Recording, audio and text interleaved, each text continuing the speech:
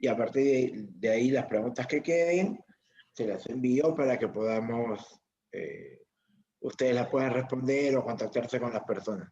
Sin ningún problema, Jaime. Así es como normalmente trabajamos. Y también, como la charla ya se puede ver ahorita por Facebook, también estamos atentos a cualquier tipo de preguntas que puedan haber por Facebook. Y ahí vamos a saber, y se las pasamos para que puedan responderlas.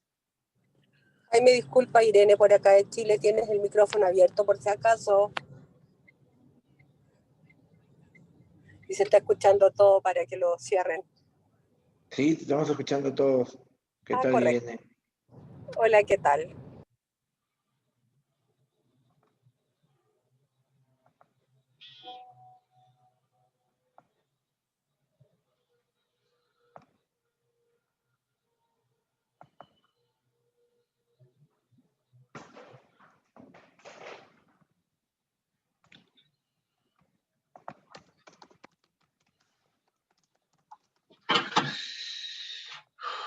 Vamos a esperar un par de minutos más y en breve empezamos. Hoy vamos a... Permítanme.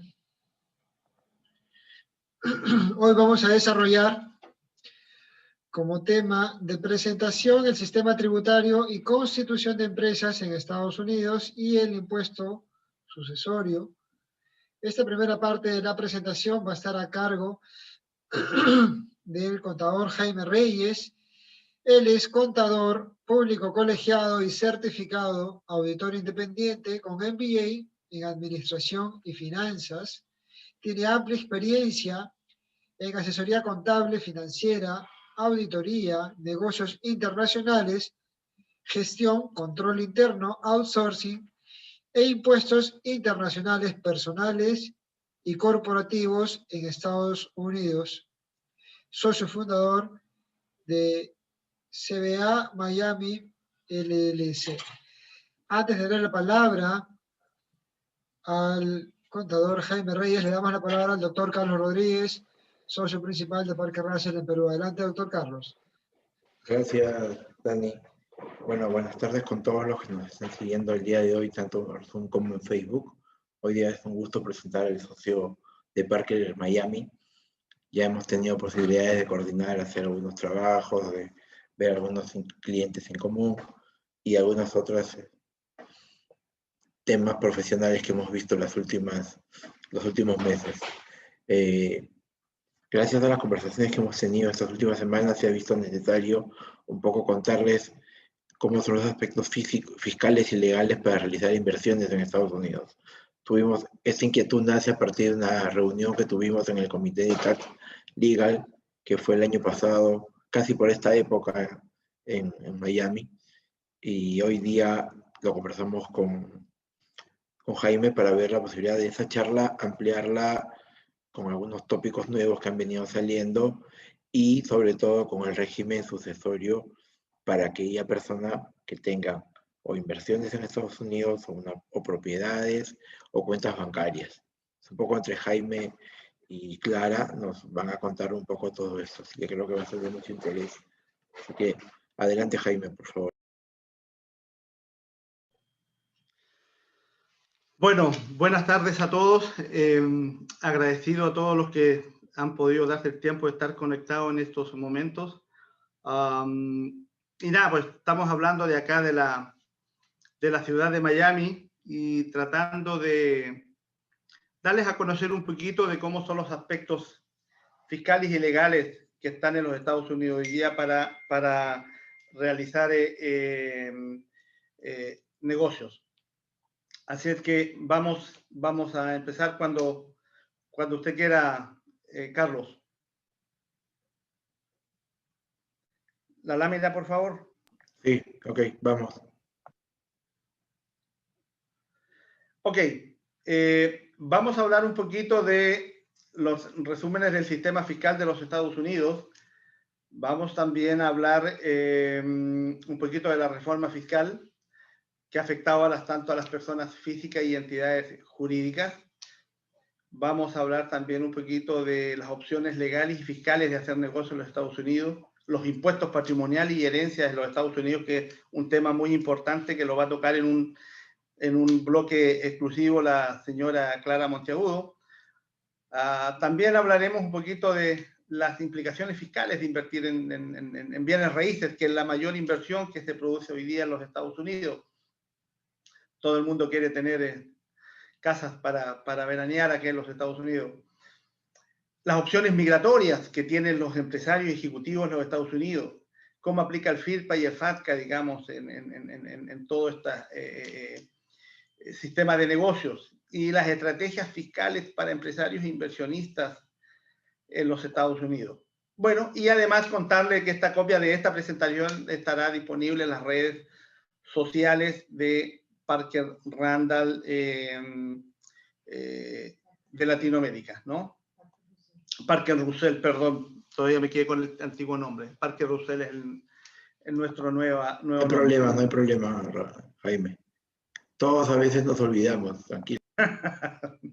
Sí, dele, por favor. La otra página. Ok, entonces hagamos una introducción al sistema legislativo de los Estados Unidos. Bueno. Sobre el perfil del sistema político de los Estados Unidos, bueno, la mayoría ya sabe que somos una república federal de 50 estados y 2 asociados. Contamos con un gobierno constitucional federal. Es un gobierno que consiste, que también está bajo 3 divisiones de gobierno, como están la mayoría o todos los gobiernos de Latinoamérica, salvo algunas excepciones. Las leyes tributarias federales son también por los representantes y aprobados en el Senado, lo cual el presidente tiene el poder de veto cuando no les parezcan. Y las leyes tributarias estatales son responsabilidad de los congresos estatales y las leyes locales de los gobiernos locales. Porque aquí además de ser el gobierno federal, también cada estado es su propio gobierno local y cada uno determina sus propias leyes y reglamentos internos, digamos, y en eso son ellos autónomos de hacerlos, ¿no? ¿Ok? Carlito. Hoy, sobre la economía de los Estados Unidos. Bueno, hasta el año 2019 legalmente somos 329.474.000 personas. Estados Unidos sigue siendo una economía de alto nivel de desarrollo, incluyendo los sectores más tecnológicos como el petróleo, el comercio y servicios. Tiene el ranking número 1 en la producción de petróleo y gas. En el poder adquisitivo hoy día está en el lugar número 2 y en el número 5 a nivel del PIB per cápita, digamos, que tiene por persona acá. Sobre el PIB, fue hasta el tercer quarter, fueron 20 trillones de dólares. El crecimiento del PIB producto de la pandemia fue menos 4.8 en el tercer quarter. Tenemos un PIB per cápita de $65.000 estimados, ¿no? En los que dicen los números. Y sobre la facilidad como país para hacer negocios, estamos en el 6º lugar. Y tenemos una tasa de desempleo, de acuerdo a cifras oficiales, de 7.9%. Carlito. Ok, fuente impositivo. Este gráfico es muy decidor a nivel de... Este es un país de impuestos. Todo el mundo habla que en Estados Unidos todo el mundo paga impuestos. Eso es real. Pero miren ustedes, si vemos la gráfica del universo de impuestos que recauda Estados Unidos, el 50% está depositado en las personas, en los income tax individuales de las personas. O sea, el 50% de los ingresos producto de impuestos está dado por el aporte de las personas. Solamente el 7% está dado por las empresas, por los negocios. El 36% está dado por los seguros sociales, que es a través de las remuneraciones que la gente aporta a sus respectivos organismos. Llámese Social Security, que es el fondo de pensiones, Medicare, que es el Fondo de Salud para la Vejez, y el impuesto federal que todos pagamos en esta parte. Y los otros son pequeños aportes, digamos, que hacen diferentes otras actividades dentro del rubro impositivo. Pero es muy gráfico ver que el 50% de los impuestos recaudados en los Estados Unidos está dado en las personas. Bueno. Ok. Régimen fiscal de las personas naturales. Ok, existen dos clases de contribuyentes aquí en los Estados Unidos.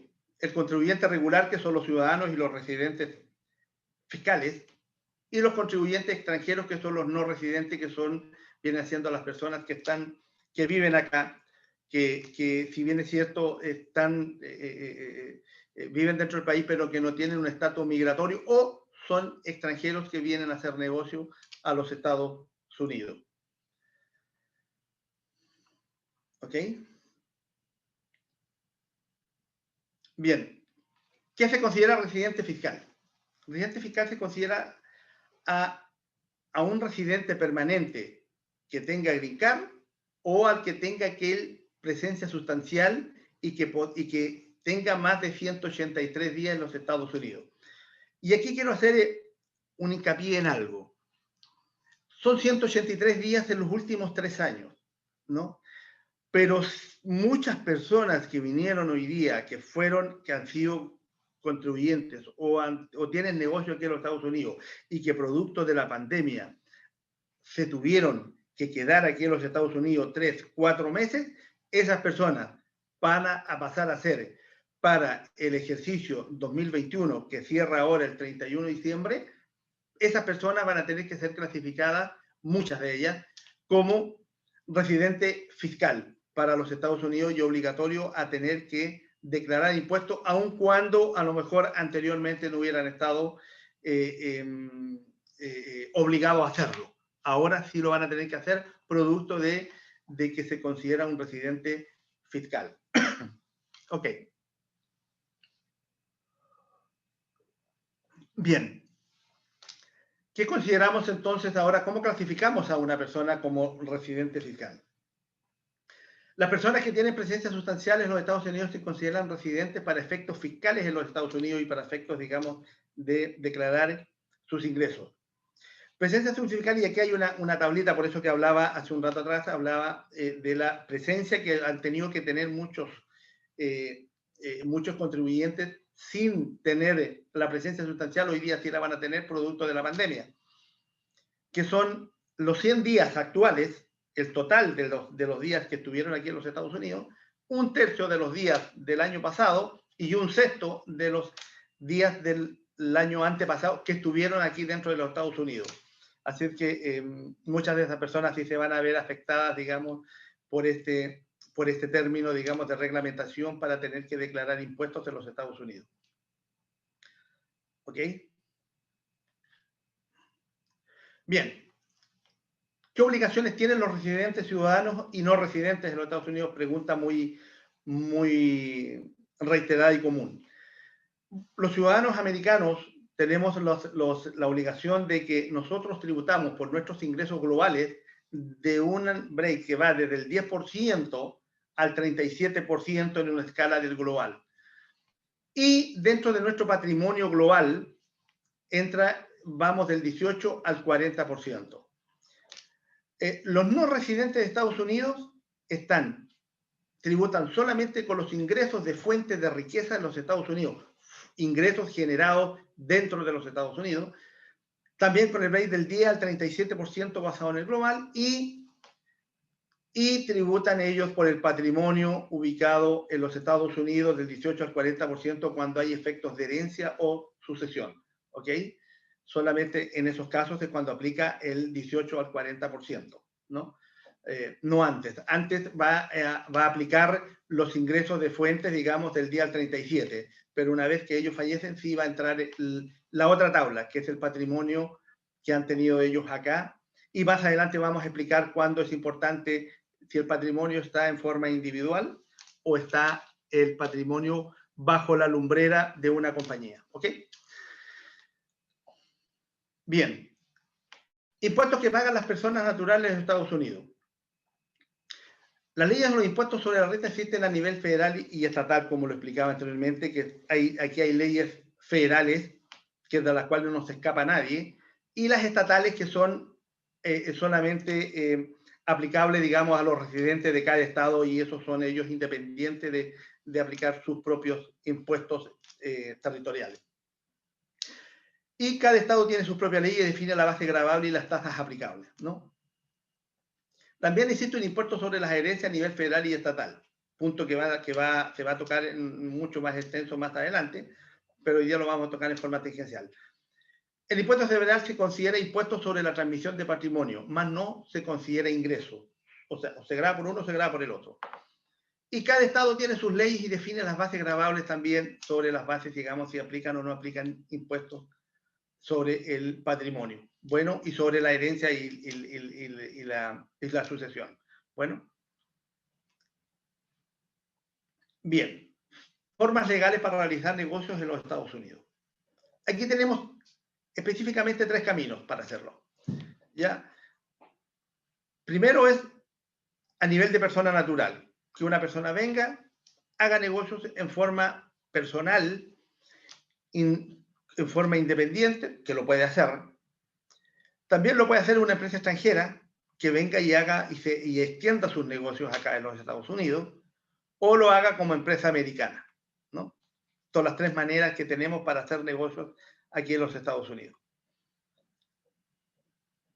¿Ok? Bien. ¿Qué opciones legales tenemos para realizar negocios? ¿Cómo lo podemos hacer? La persona natural está claro que actúa por camino propio. Tenemos la sociedad limitada, que es la LLC, que todo el mundo o la gran mayoría conoce. Tenemos la corporación regular, que son las Corp, las C-Corp o las Inc. Tenemos la asociación de partnership, que va a ser básicamente con pequeñas diferencias como la LLC. Y la fideicomiso o trust, ¿no? Que son las 5 grandes rubros, digamos, en la cual uno clasificaría las inversiones aquí dentro de los Estados Unidos. Características de una persona extranjera para hacer negocios acá. Primero, las características legales, que tiene que ser tiene una responsabilidad personal sobre la inversión. O sea, la persona responde con todo su patrimonio personal, en el caso que se equivoque. En el fondo, como me dijo una vez un americano, lo persiguen hasta la 5ª generación. Necesita permisos migratorios dentro de los requisitos. También necesita un domicilio legal o fiscal dentro de los Estados Unidos. Él, por ser persona natural, está sujeto a impuestos de herencia y patrimonio. y está sujeto a las leyes de sucesión por bienes en los Estados Unidos. Bueno. Bien. La persona extranjera, ¿cuáles son sus características fiscales? Como dijimos anteriormente, se requiere determinar residencia fiscal y residencia patrimonial dentro de los Estados Unidos. Está sujeto a un impuesto federal de una tasa del día al 37% e impuestos estatales dependiendo del estado donde esté ubicado. Sujeto a impuestos patrimoniales de herencia, que la tasa va desde el 18% al 40%. Tienen un impuesto mínimo de un 20%. Tienen una actividad de negocio sobre la utilidad que lo puede gravar con una tasa máxima de un 37%.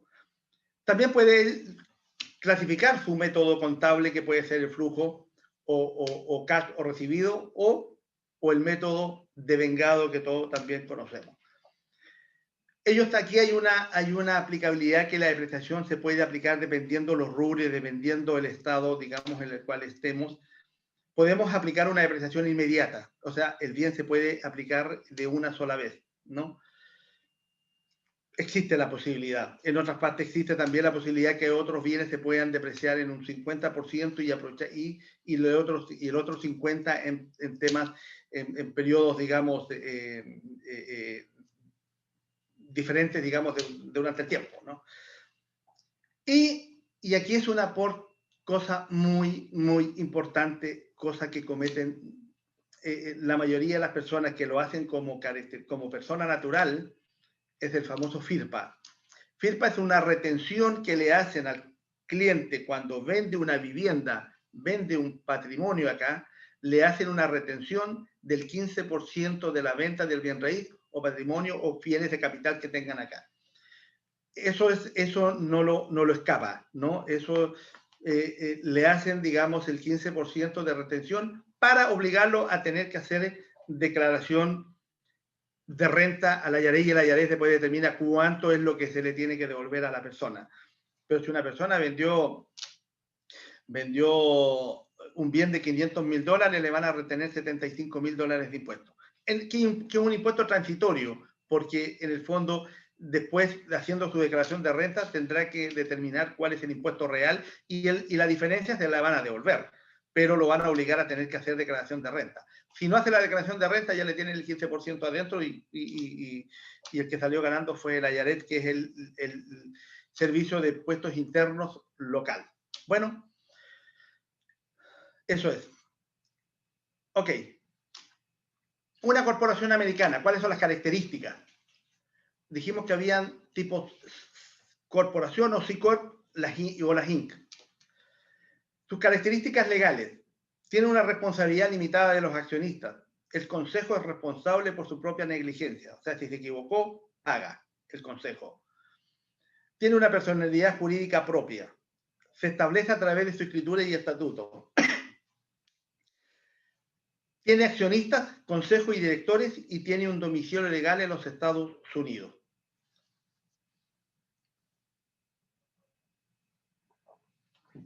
Características fiscales. Paga un impuesto federal del 21% y paga impuestos estatales dependiendo el estado donde se encuentre. Ya más adelante vamos a ver una lámina donde hacemos unos comparativos entre dos estados y vemos las diferencias que hay. Tienen ellos una retención, este tipo de empresas tienen una retención de dividendos repartidos del 30%. ¿Ok? O sea, una empresa extranjera que tiene inversiones dentro de los Estados Unidos y está declarando en una Corp, va a declarar el 21 más el 30. O sea, va a pagar un 51% de impuestos. Sobre los dividendos, estos son dividendos declarados y repatriados a su país de origen. ¿Ok? Si hay reinversión, no pagan impuestos. Tiene un impuesto a las utilidades acumuladas de un 20%. Tiene un método de contabilidad de flujo de vengado, flujo de cash. Hay un impuesto sobre las empresas pasivas del 20%. Hay una adición inmediata de la maquinaria y los equipos de los cuales hablábamos anteriormente. Esta corporación no está sujeta al FIRPA, no está sujeto a la retención del 15% porque es empresa. Los accionistas extranjeros sí están sujetos al FIRPA, porque estamos hablando de personas individuales, ¿no? La empresa extranjera con establecimiento en los Estados Unidos está sujeto a todos estos impuestos anteriores. O sea, aquí todos, de una u otra manera, pagan impuestos de acuerdo a las reglamentaciones. Por eso que yo siempre digo, más vale hacer las inversiones a nivel de persona natural y no como empresa, ¿no? Pero eso dependiendo también del tipo de negocio que queramos hacer. Bueno, Carlito. Una partnership o joint venture. Bueno, hay dos tipos de partnership. Tenemos la partnership, digamos, general o limitada, y estos tienen dos tipos de socios, que es el socio general, que es un socio administrador, y el socio limitado, que es el socio capitalista. También tienen que tener domicilio legal en los Estados Unidos.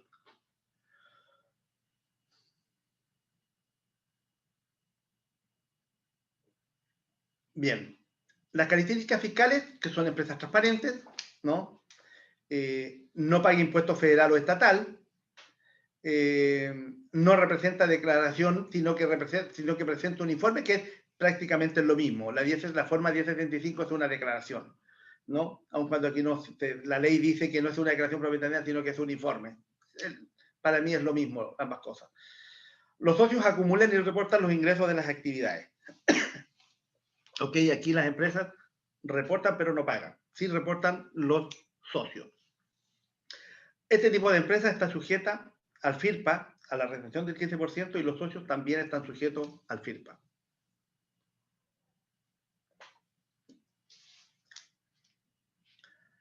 Sus características, ok.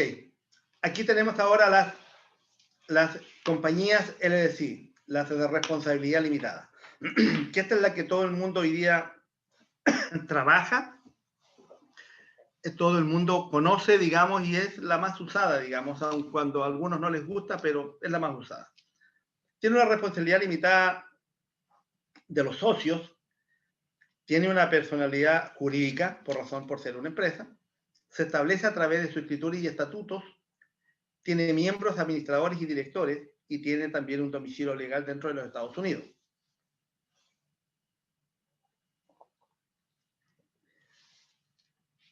Sus características fiscales es que tiene un tratamiento fiscal, que es opcional, ¿no? Esta la puedo también, la LLC, yo la puedo reportar como responsabilidad, como LLC, como 1065, o la puedo reportar como COR. Por eso que es opcional el tratamiento fiscal que yo le quiera dar, ¿no? Y esa opción es si la puedo hacer como corporación o transparente. Transparente solo el sí que yo reporto con responsabilidad limitada. ¿Ya? Él, por el hecho de ser transparente, no paga impuesto federal, ¿no? Y los socios sí están sujetos a FIRPA. Bueno.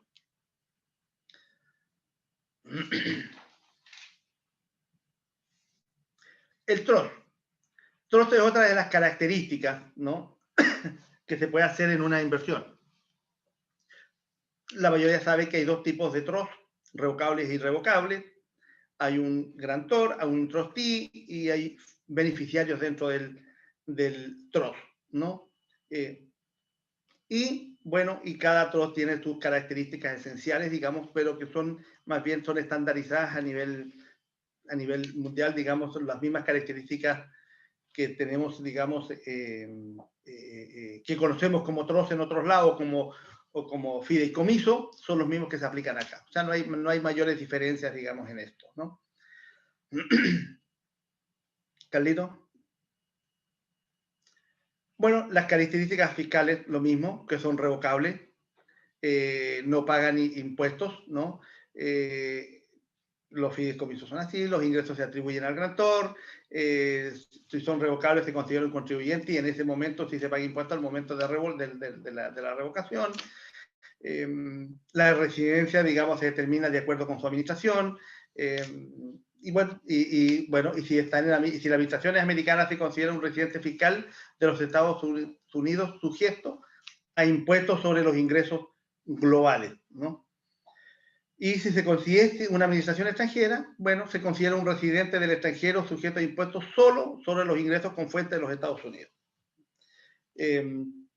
Y para los impuestos de herencia patrimonial, se evita el impuesto de herencia patrimonial si el grantor no tiene control sobre el trust. En el caso del Dynasty Trust, se evita el impuesto de herencia patrimonial permanente. ¿Ok? No es una generalidad, digamos, que ya conocemos. Bien. Aquí hay un escenario práctico de una LLC.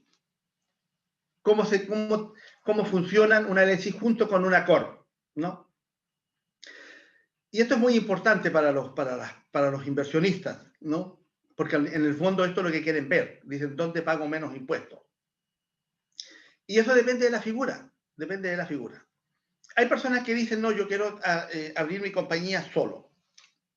Bien, puede hacerlo solo, pero esta es la figura.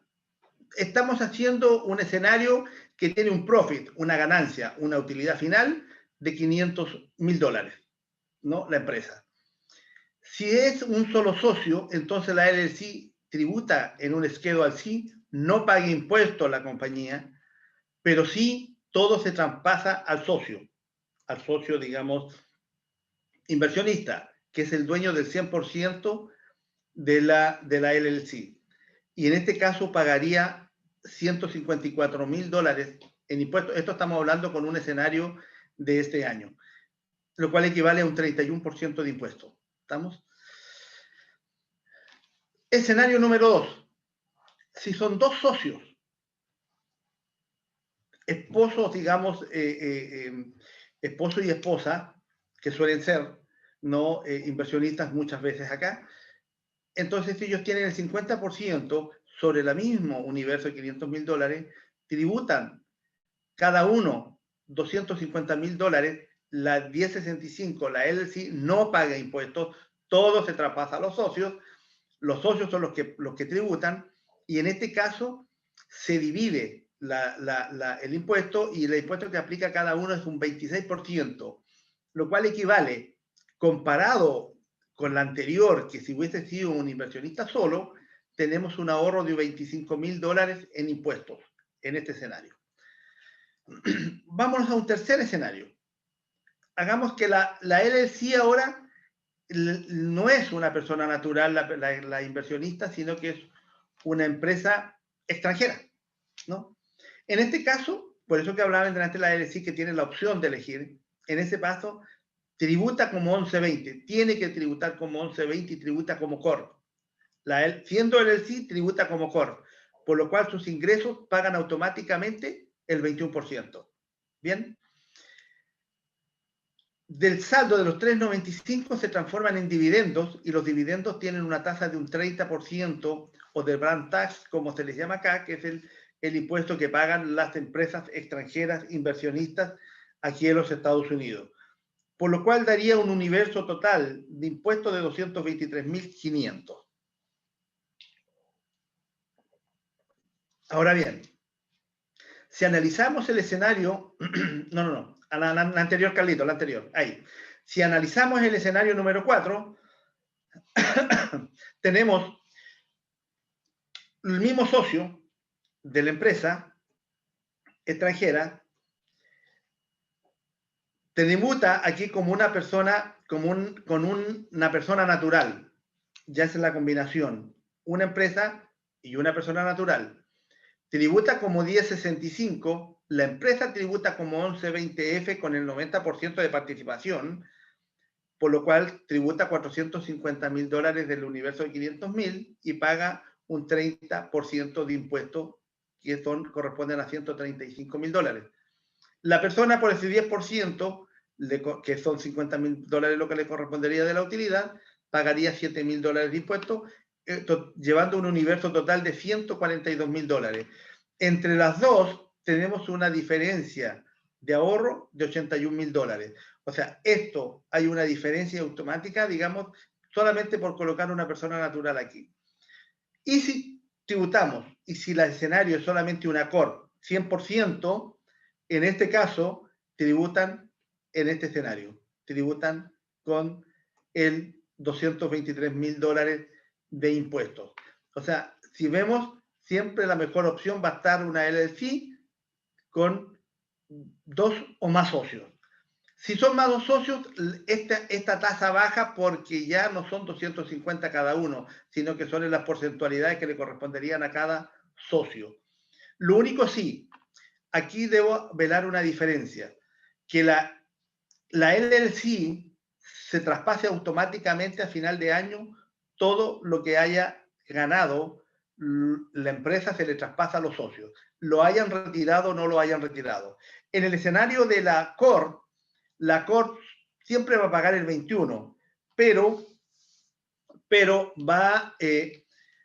no va a pagar impuestos al 30% de los dividendos si no hay reparto de dividendos. Si no hay reparto, si no hay repatriación de los dividendos al país de origen de la empresa inversora, en ese instante no se paga el 30% hasta cuando se repartan los dividendos, ¿no? Si los dividendos son reinvertidos, entonces no se paga este 30% y quedan exentos porque se están reinvirtiendo dentro de la empresa.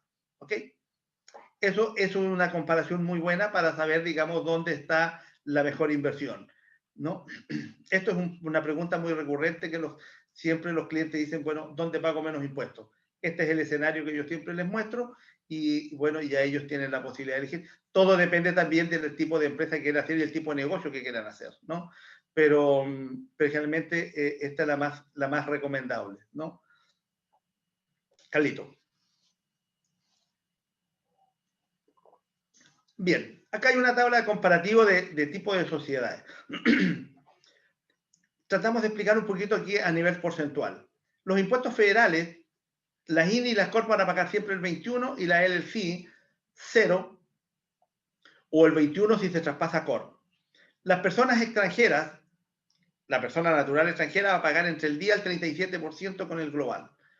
Y la LLC lo mismo, ¿no? Va a pagar, si va a ser socio, perdón, si es socio de la IN o de la CORP va a pagar entre el día al 37 y si es socio de una LLC también va a pagar entre el día al 37.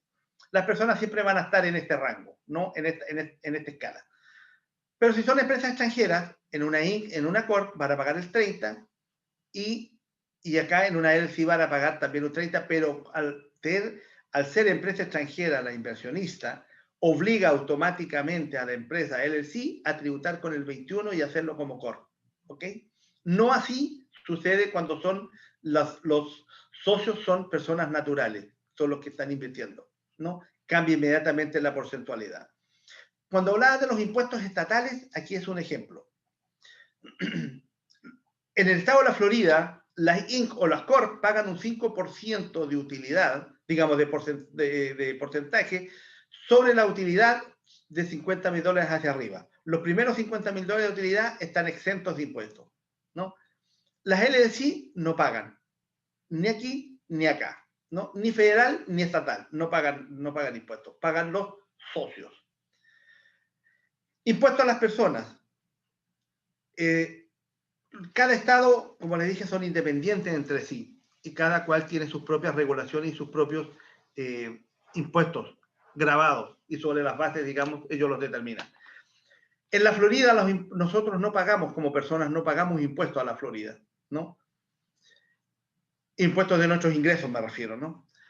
Pero en California se paga desde el 1 al 12.3%, ¿no? Ellos tienen una escala, digamos, y una escala clasificatoria donde clasifican a las personas, por lo cual allá es más caro vivir en California para las personas, tienen un costo adicional. El impuesto a las ventas, que es el IVA, aquí no existe el IVA, pero sí existe el impuesto a las ventas. Aquí en el estado de la Florida existe del 7% y en California del 7.5%. Más o menos son equiparados. Siempre fluctúan entre el 6 y el 9% en algunos estados, muy pocos, creo que hay algunos por ahí con el 9%, pero fluctúan entre el 6 y el 9% los impuestos a las ventas aquí en los Estados Unidos.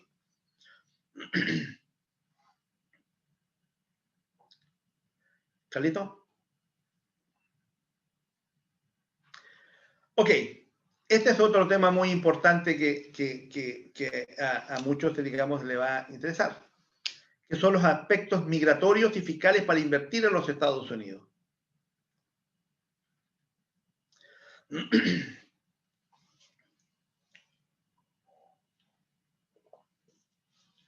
Ok. Tenemos varias implicaciones migratorias al invertir o hacer negocios en los Estados Unidos. Tenemos visas o permisos especiales. Tenemos la intención de, si se requiere un permiso de residencia Green Card, se requiere la intención de establecer residencia principal dentro de los Estados Unidos. Si se requiere una visa de trabajo, ya sea una L1 o una H1B, entonces se requiere la intención de realizar empleo o trabajar en los Estados Unidos. Pero si se requiere una visa de negocios o inversionista, la E1, la E2 o la EB5, entonces debe tener la intención de realizar negocios en los Estados Unidos. Ese es un tema de la parte de negocios muy, muy importante, digamos, que mucha gente está muy llana, digamos, a realizar dentro de acá, digamos. Todo el mundo que quiere hacer negocios quiere hacer también pensando en el tema migratorio, pero hay ciertas regulaciones que la hacen diferente entre una y otra. Carlito. Bien. Quiero dar una pequeña muestra de los tipos de visa y cuáles son sus requerimientos, ¿no? Esto no son exclusivos, ¿no? Son, aquí hay quise hacer algo muy resumido, digamos, para darles una idea más o menos de lo que se requieren los tipos de visa a la cual se puede optar, ¿no? Esto es hasta el día de hoy. Todo lo que hemos hablado hasta el día de hoy. Tenemos cambio de gobierno, así que a lo mejor algunas cosas de estas van a cambiar, pero si hablamos tiempo presente, esto es la realidad hoy día, ¿no? Tenemos una visa empresarial E1. Se requiere ser residente, bueno, el residente tiene que ser latino. Puse latino por ponerlo, pero extranjero, ¿no? Se entiende eso. Los negocios tienen que ser sustanciales en los Estados Unidos. ¿Ok? Cuando hablo de sustanciales, estamos hablando de 500 millones de dólares hacia arriba, ¿no? Requiere un representante o un administrador que tiene que estar aquí en los Estados Unidos, ¿no? No puede invertir de allá, mandar $1 millón y va a decir invertir si no se requiere y no hay un administrador acá o un representante, digamos, de la empresa inversionista. Y los números de extensiones son sin límite, claro. Con $1 millón, digamos, de inversión o sobre $1 millón, le van a dar todas las extensiones posibles para que no saque su $1 millón de acá, ¿no? La visa de inversionista E2, que esa es la más recurrente.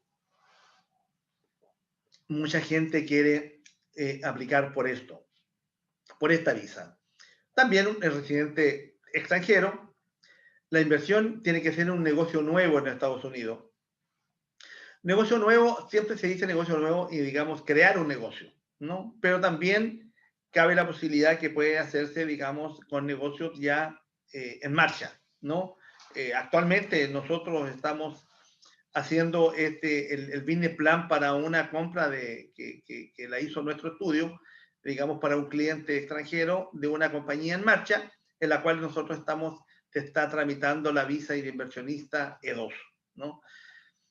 Esta empresa o este tipo de visa tiene que crear empleos dentro de los Estados Unidos, ¿no? Tiene que darle trabajo. Y cuando se dice darle trabajo, son a residentes o ciudadanos legales. Tienen los empleados que tiene que tener esta tipo de visa son de 3 a 4 personas mínimo, ¿no? Para poder aplicar a este tipo de visa, ¿no? Bueno, el número de extensiones también están sin límite porque son personas que vienen a invertir, ¿ok? Aquí no sirve tomar gente que no tenga o personas que no tengan su tema migratorio solucionado, que no sea residente o no sea ciudadano. Tiene que tener Social Security. Además de eso, que tiene que ser además pasado por nómina, porque aquí hay otro tipo de empleo que se llama el de servicios o prestación de servicios, pero que la cual el empleado paga sus impuestos. Acá no, acá es el empleador el que está pagando los impuestos que está reteniendo, la misma manera que conocemos en Latinoamérica, es acá, pero tiene que ser a través de nómina. Por ende, no sirve las prestaciones de servicios. Tienen que ser empleados reales bajo nómina, ¿no? Y, bueno, después tenemos la visa de ejecutivo.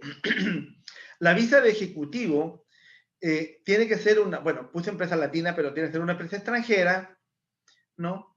Tiene que ser una subsidiaria o una branch aquí en los Estados Unidos, o sea, una extensión tiene que hacer una extensión de sus operaciones aquí en los Estados Unidos. No puede crear una empresa acá como un inversionista, sino que tiene que ser una extensión de sus operaciones que está haciendo acá. Tiene que crear empleos y negocios en los Estados Unidos. Y el empleado, por un año, debe estar en la empresa latina o la empresa de origen, ¿no? Y la visa tiene máximo 7 años renovable, ¿no? Después tenemos la visa de negocios, que es la residente, digamos, extranjero, tiene que tener negocios en los Estados Unidos y el número de extensiones son máximo de 30 a 60 días y se la dan acá por efectos de negocio, ¿no? Pero esto no da derecho a nada, solamente venir, ver y nada más. ¿Qué es la visa? La típica visa B1, B2 que todos tenemos, digamos, para venir aquí a los Estados Unidos. No, eso es un poco, esta es una cosa muy resumida de lo que es el tipo de visas, ¿no? Hay muchas otras, obviamente, por otras características. Estoy hablando solamente de la visa de negocio, ¿no? Pero hay mucho más literatura sobre esto, mucho más requerimientos, pero esto es lo esencial, ¿no? Aquí estamos hablando del 80-90% de los requerimientos que se necesitan para este tipo de visa, más los fondos que aquí en la visa empresarial, la E1, estamos hablando de $1 millón para arriba, y de la visa E2 ya con 150 o 200 mil dólares ya uno puede optar, digamos, a una visa tranquilo. Hay personas, todo depende del negocio, hay negocios que de repente le han dado con 100, 120 mil. Tengo clientes yo que se le ha sacado visas por 120 mil dólares de inversión, pero y hay otros que se la han rechazado con 200 mil dólares. Todo depende, siempre digo yo, aquí lo que vale en este tipo de inversión, lo que vale son los business plan, porque los business plan o los planes de negocio que se le presenta a inmigraciones es donde se determina cuáles van a ser sus ingresos presentes y futuros, y más que nada, cuál es la planeación de sus impuestos. Cuántos impuestos van a pagar, ya sea a nivel de empresas, ya sea a nivel de socios y ya sea a nivel de empleados. En el fondo, eso es lo que les interesa. O sea, lo que, digamos, cuando el business plan es bien presentado y es bien fortalecido, es muy difícil que puedan rechazar una visa. Pueden hacerlo, pero es muy difícil, ¿no? Carlito. Requisitos para aperturar una compañía o una empresa en los Estados Unidos, ¿no? Primero, completar el perfil de apertura de una corporación, decir qué es lo que queremos, qué deseo hacer con la compañía, cuántos socios quiero tener, qué porcentaje que va a tener cada socio. Tener una selección de 3 posibles nombres a ocupar, porque los nombres pueden estar ocupados, ¿no? Entonces, siempre tiene que tener, para abrir una compañía, tiene que tener al menos 3 nombres en mente, que si no es uno, puede ser el otro, ¿no? El nombre de los socios y sus porcentajes en la sociedad. Muy importante esto. Poseer una dirección comercial. No puede ser P.O. Box, ¿no? Si no posee, bueno, CBA Miami del Cine Empresa le puede asignar una dirección a través de una oficina virtual, ¿no? Nombrar un representante legal de la empresa. Puede ser el dueño, absolutamente sí puede ser el dueño. Se necesita la copia de pasaporte o visa o una ID de su país de origen por cada socio. Esto solamente para efectos de dejarlo como depósito en cualquier estudio que le abra la empresa. No es para mandarlo a ningún lado, ¿no? Solamente es para saber que los socios que están abriéndose son reales y tienen pasaporte o una ID original, digamos, de su país, ¿no? Es para corroborar ciertos datos. Y aplicar al registro federal de la IARET y obtener el número federal de la empresa EIN, ¿no? ¿Qué es la empresa? El EIN es el número federal que le asigna el IARET o el Servicio de Impuestos Internos Local de los Estados Unidos para que le asigna a la compañía en sí. En el fondo eso es el número con el cual a uno lo van a perseguir hasta la 5ª generación en la empresa. Ahora, nota importante. Cualquier persona puede aperturar una empresa en los Estados Unidos sin importar su nacionalidad ni su estatus migratorio.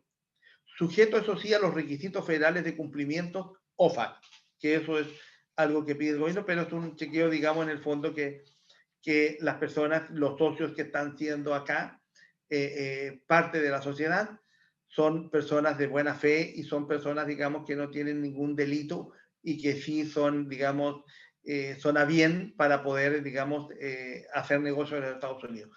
A eso se refiere el sistema OFAC, que nosotros lo hacemos acá dentro de mi estudio.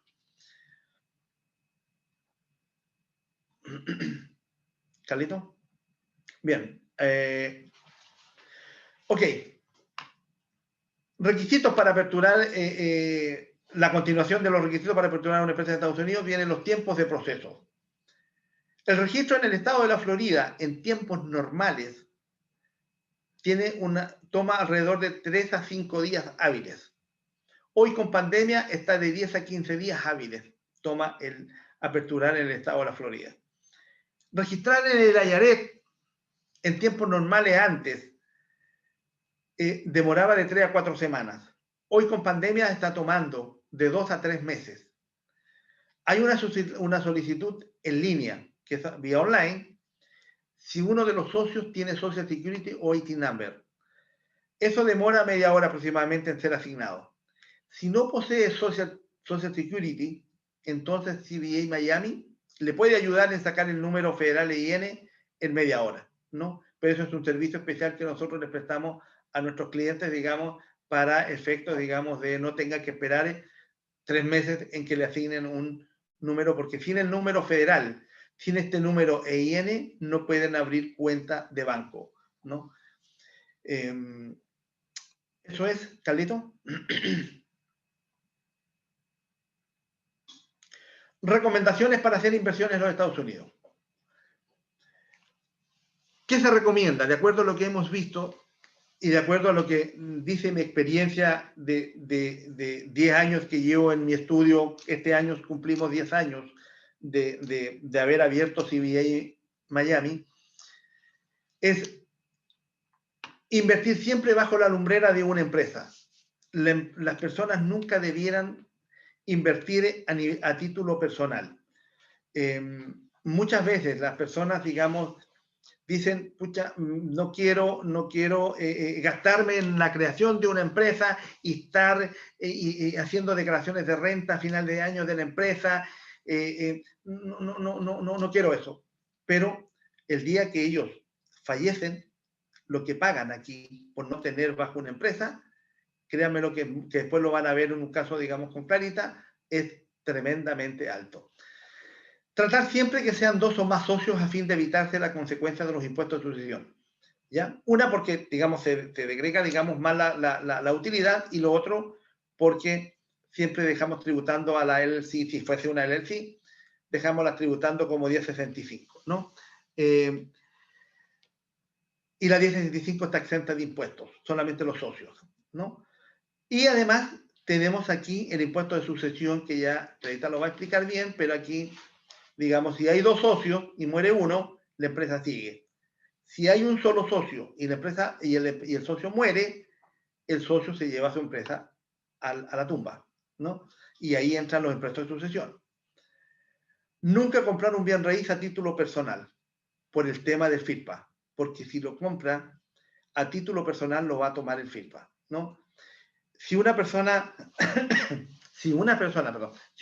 natural vende un bien raíz, le aplican el 15% de FIRPA.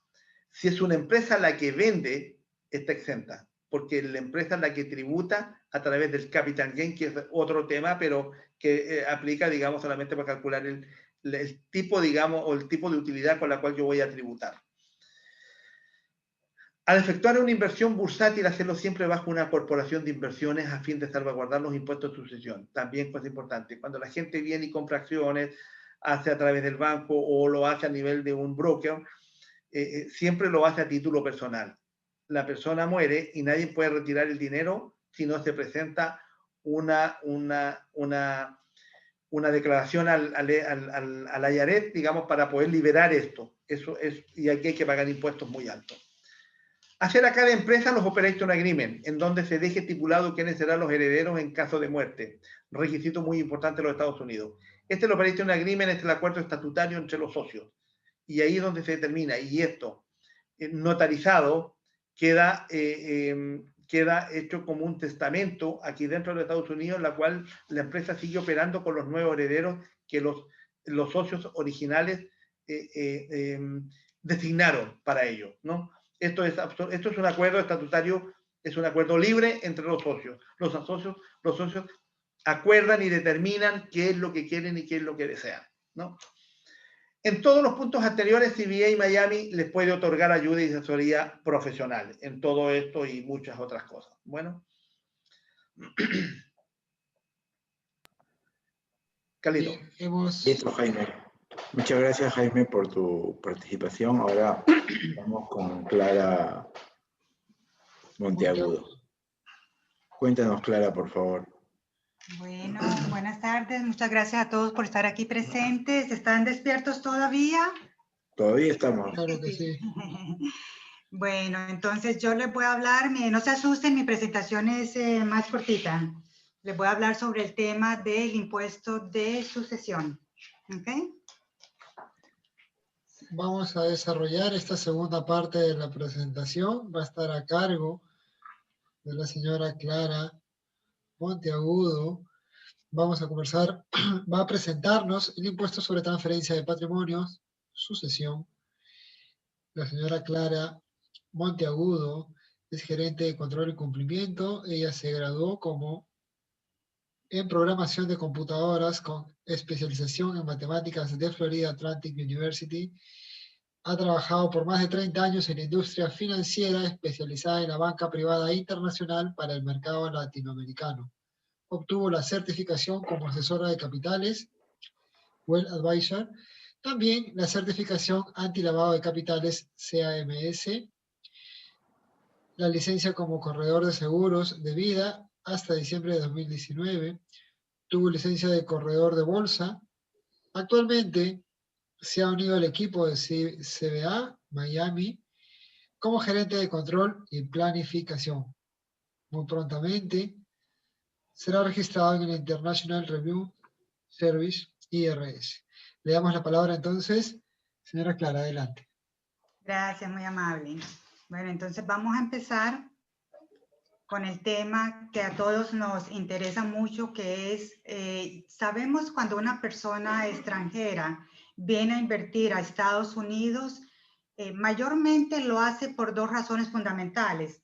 Primero, porque quiere proteger un patrimonio, especialmente lo quiere proteger de la devaluación continua que hay en el país de residencia donde vive, y también pensando en un futuro para dejarle a su familia y protegerlo también de la parte sociopolítica.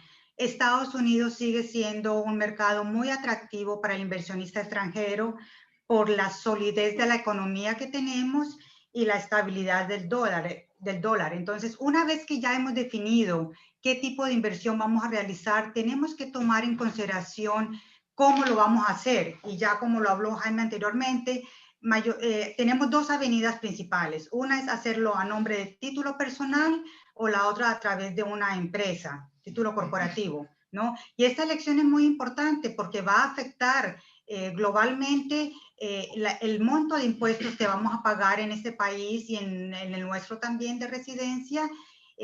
Va a afectar el cumplimiento fiscal que tenemos que cumplir y las obligaciones de reportar los impuestos.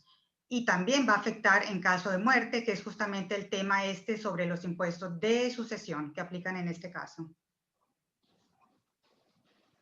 La siguiente. La siguiente lámina, por favor. Ok. Todas las estructuras que nosotros pensemos y que hay disponibles para hacer inversiones tienen un beneficio. Por ejemplo, como lo habló Jaime anteriormente, las entidades corporativas, ya sea una LLC o ya sea una C Corp, tienen, además de la responsabilidad limitada, tienen una propiedad que son transferibles. Se pueden transferir de un dueño a otro, de una persona a otra, se pueden transferir de un estado a otro según las leyes estatales, o inclusive una LLC se puede convertir en una corporación. Y hay flexibilidad en este proceso de transferencia, pero el mayor beneficio es que estas compañías nunca perecen. Tienen término indefinido, que es justamente lo que nos da la continuidad y la posibilidad de poder transferir la sucesión de esa parte que tú posees de esa compañía a tus sucesores. Entonces, ese es el beneficio más grande. En cambio, cuando hacemos la inversión como a título personal, nosotros sí fallecemos. El beneficio es de que obviamente es un trámite mucho más fácil y por ende el costo también es mínimo. Pero ¿cuál es el riesgo? El riesgo es que sí fallecemos, entonces ahí es cuando se nos aplica el impuesto de sucesión. La próxima, por favor. Entonces vamos a definir en sí qué es el impuesto de sucesión, porque muchas veces lo confunden con lo que llaman el impuesto de herencia, que en inglés es el inheritance tax. Entonces ambos son similares, pero son diferentes. El impuesto de sucesión, que es el estate tax, es calculado en el total de los activos del difunto, se le agrava al difunto y se paga antes de hacer ese cambio de título, antes de hacer la distribución a los herederos. En cambio, el inheritance tax, que es el impuesto de herencia, es agravado a cada persona que está heredando ese patrimonio. Y cada persona que hereda tiene una tasa diferente, o sea, va a tener un impuesto de herencia diferente. ¿Ok?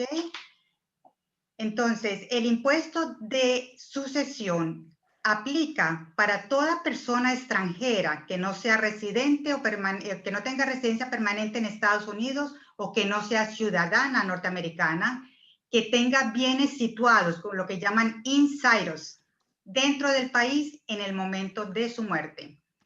Aquí en nuestra empresa de CBA, quisiera poderme atrever a decir que nos estamos especializando en esta área.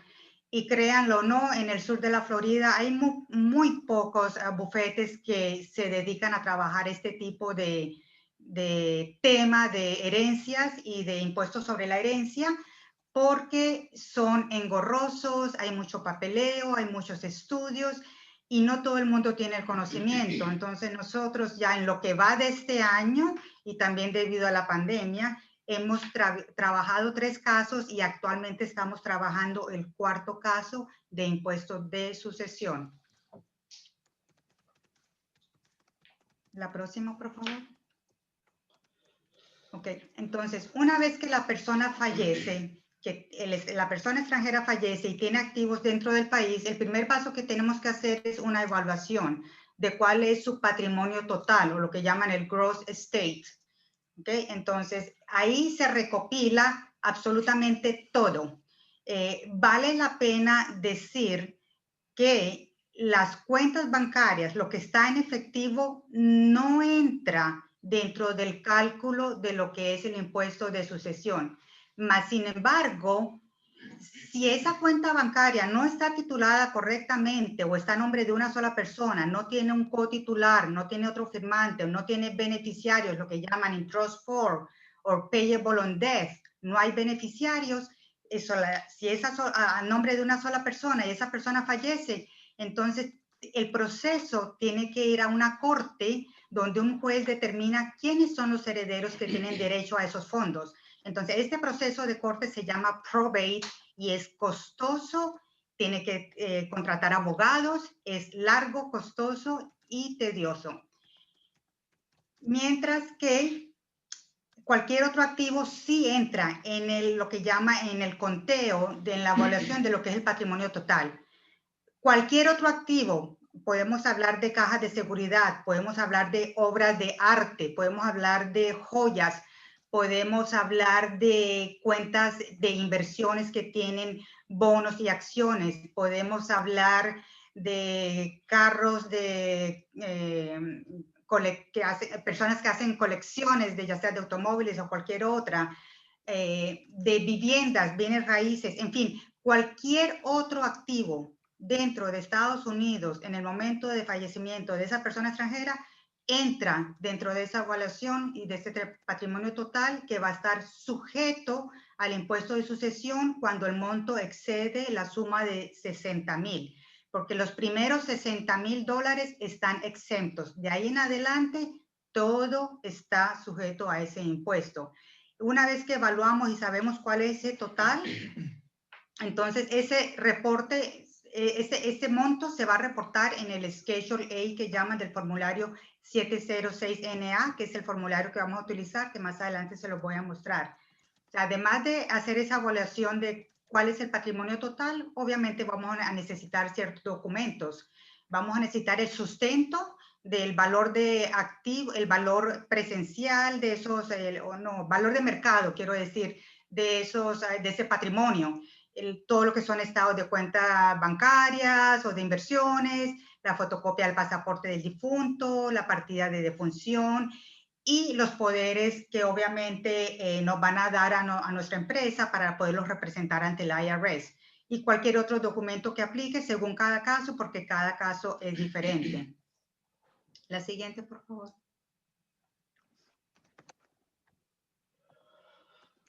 Ok, entonces, como les dije, el formulario 706NA es el documento del IRS donde se va a hacer esa declaración para ese impuesto de sucesión. Para las personas americanas, el formulario es el 706. Para los extranjeros, el 706NA, que es el Non-Resident Alien.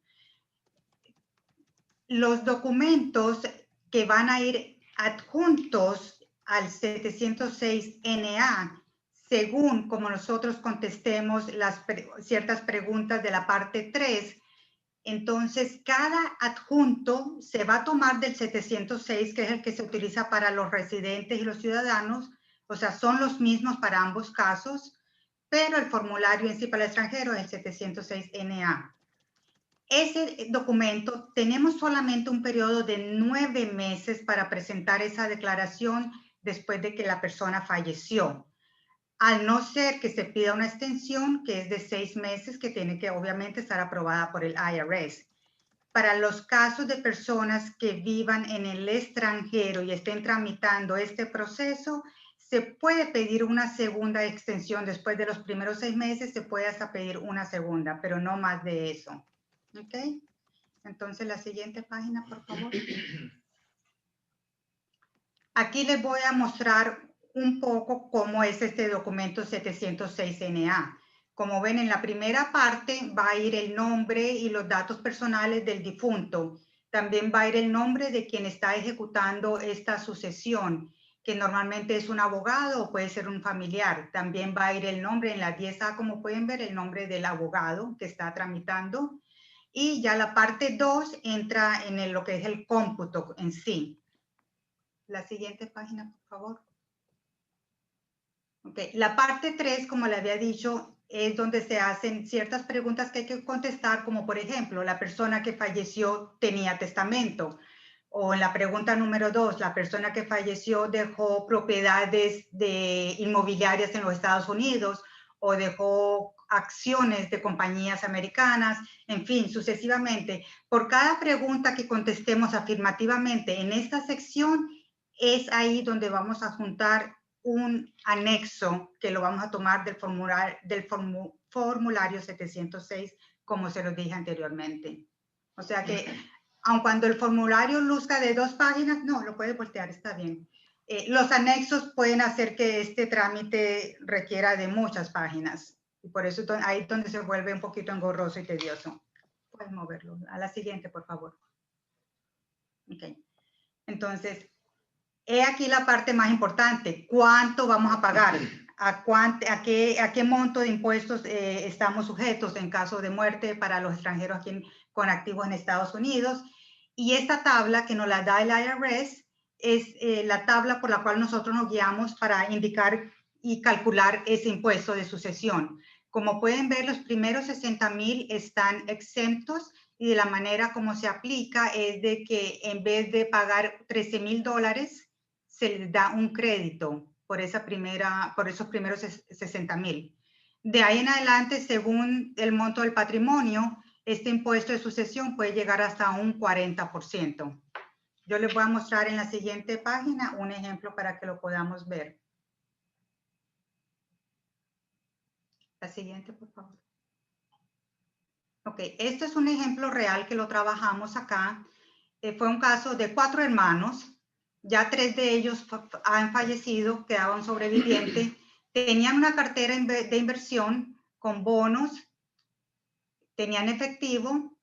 Dentro de la cartera de inversión vale la pena mencionar que los únicos activos que se consideran que son dentro de Estados Unidos son aquellas acciones de compañías americanas.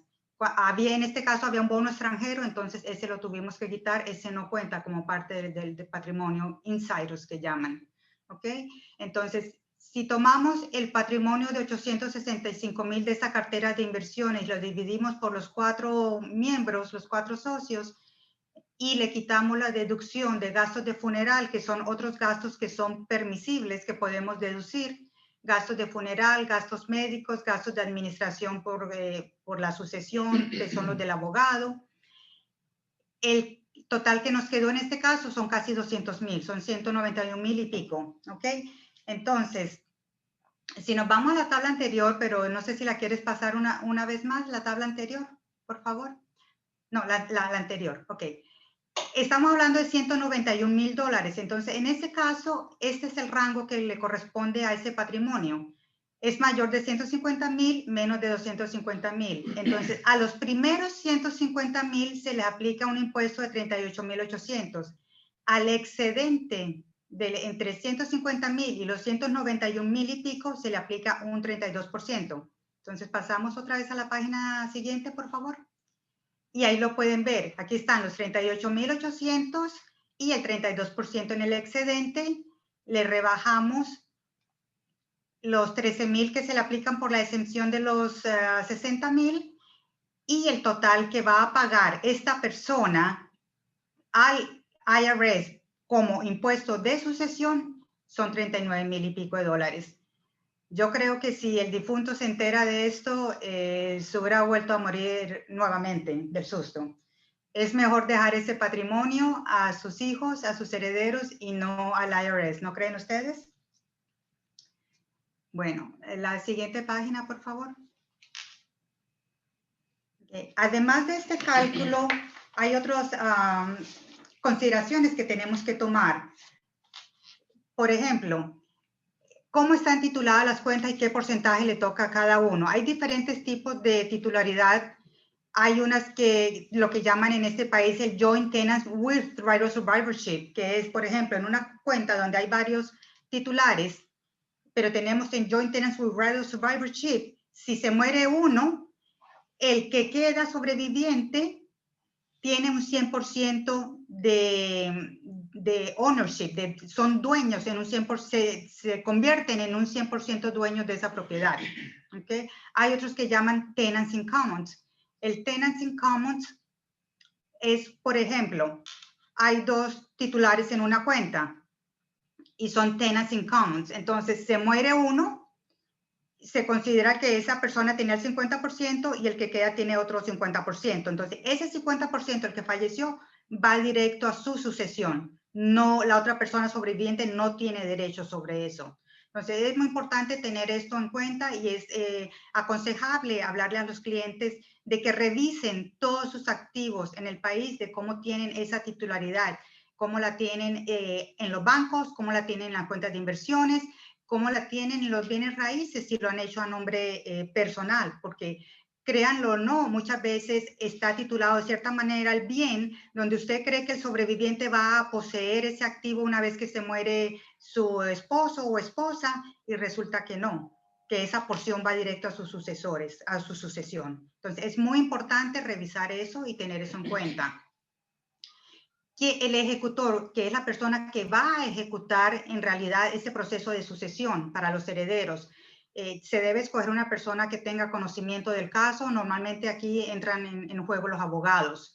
Y quién va a ser su representante ante el IRS, que en este caso, si se escoge nuestra compañía de CBA, obviamente se le dan una serie de poderes que nosotros tenemos los documentos que tienen que firmar las personas que van a tramitar esa sucesión para que nosotros seamos los que lo podamos representar ante el IRS.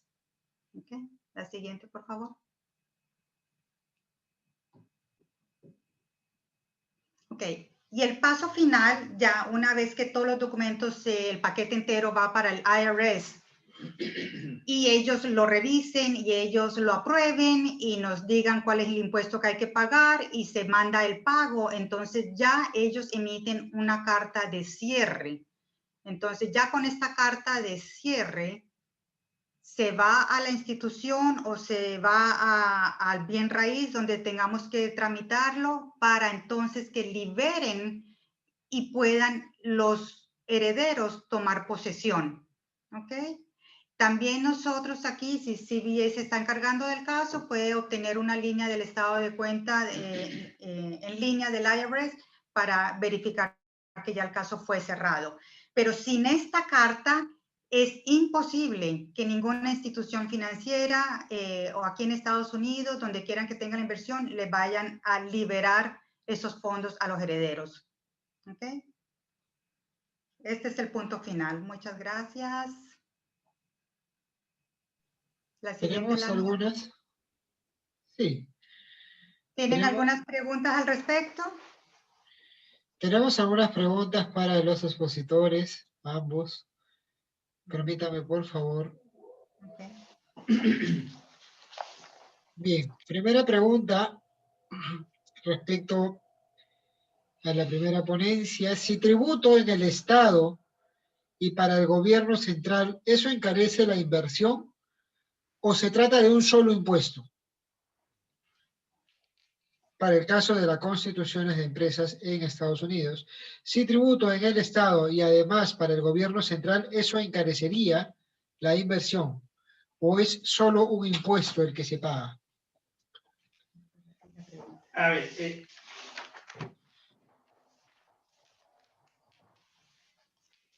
el impuesto del Estado se paga dependiendo el tipo de corporación que se haya creado. Solamente las corp, estoy hablando del Estado de la Florida, ¿ok? Solamente el Estado de la Florida, digamos, solamente las empresas corp o inc son las que tienen que pagar impuestos estatal por sus utilidades.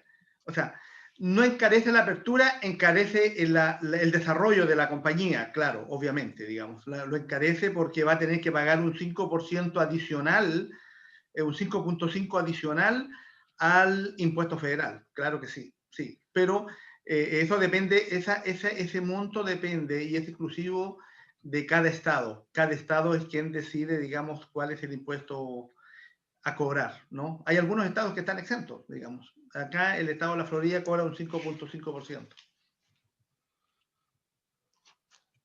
Siguiente pregunta para el expositor. ¿Necesito ser legal, residente legal, para tener inversiones en Estados Unidos o puedo hacerlo desde mi país? Por ejemplo, desde acá de Perú. No, puede hacerlo directamente desde acá, no necesita ser residente legal para hacer inversiones. Es justamente lo que estamos, del tema que tocó Clarita anteriormente, justamente es que las personas cuando son extranjeras y hacen inversiones acá y lo hacen como persona natural y llegan a fallecer es cuando entra el tema de sucesión, digamos, ¿no? Pero lo pueden hacer, claro, absolutamente que lo pueden hacer del extranjero, digamos, pero no necesitan ser residentes ni ciudadanos para hacer inversiones aquí en los Estados Unidos, no, en lo absoluto.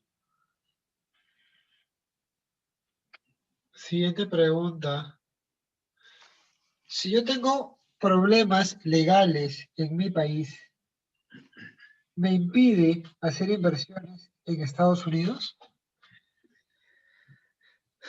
Es que yo creo que cada caso es independiente a otro. Cuando dijimos que tenían que estar por a través del OFAC, digamos, depende los temas legales. Depende casos, son los casos, hay caso y caso, ¿no? Puede ser, pueden haber diferentes tipos de problemas legales que unos son más, unos llevan a delito y otros simplemente a errores, digamos, ¿no? Pero son caso a caso, que eso no es difícil poder decir que no, ¿no? Depende del caso, digamos. Unos pueden ser criminales o no pueden ser criminales, otros pueden ser simples delitos, digamos. Todo depende. No, eso es una evaluación que hace el banco al momento, digamos, de hacer la inversión o el broker hacerle al momento de tomar la inversión, digamos. No, en el caso si fueran inversiones bursátiles, ¿no? Y a nivel, digamos, si son a niveles de negocios, probablemente tal, depende. Hay diferentes registros, por eso que hablamos del OFAC nosotros acá, que el registro que nosotros hacemos, digamos, el chequeo que le hacemos acá a socio, porque nos obliga la ley a hacerlo, ¿no?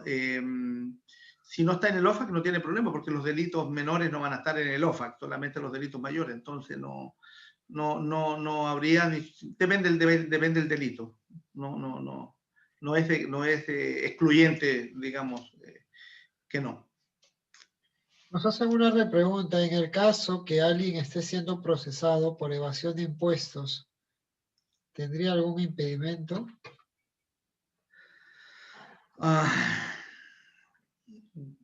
Yo creo que sí, mientras no exista la resolución final, yo diría que sí. O sea, de hacerlo lo puede hacer sin que se logre determinar, pero el momento que se logre dar cuenta, por muchas razones pueden dar cuenta, digamos,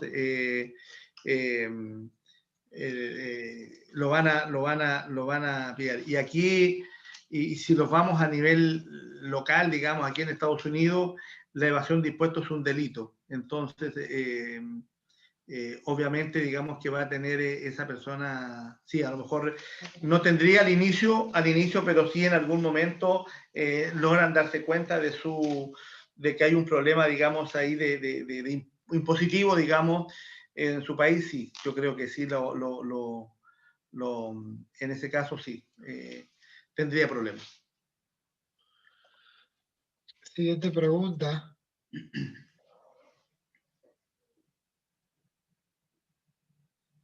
En el caso que yo tenga propiedades y cuentas bancarias, ¿qué tributos son los que yo debería de pagar? Que depende de la figura jurídica como los tenga, digamos, si las propiedades están a título personal o a título de empresa, y si está a título de empresa depende qué tipo de empresa están, si son Corp o son LLC, todo depende de la figura en la cual lo tenga la inversión, pero si está a título personal va a pagar del 10 al 37%, ¿no? Si me permite, para el caso de cuentas bancarias, si la persona es extranjera y esas cuentas bancarias generan un interés, el extranjero está exento siempre y cuando tengan el formulario W8BEN activo, que esté firmado y esté válido. Ellos no pagan impuestos sobre esa renta, al no ser que esa persona extranjera se quede en este país más de 183 días. Si esa persona está físicamente en los Estados Unidos más de 183 días, para efectos fiscales, sí debe declarar y pagar impuestos, sí. Pero de ninguna otra manera, no. Sí, yo me refería anteriormente a la parte de las viviendas y estaban en renta y tenían ingresos. No me refería, digamos, a la cuenta bancaria.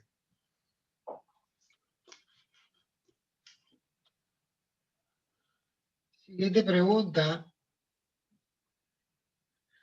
para los expositores.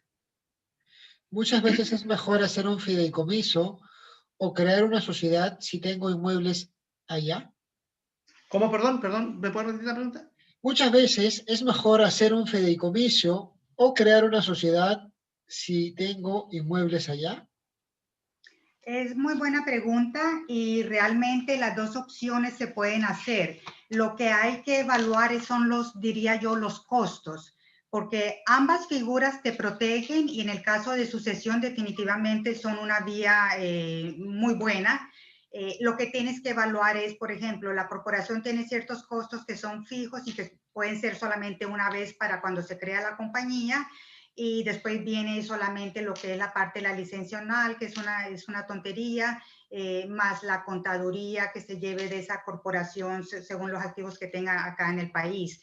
Mientras que el fideicomiso puede ser, según el tipo de fideicomiso que se establezca, puede ser una figura que puede ser mucho más costosa.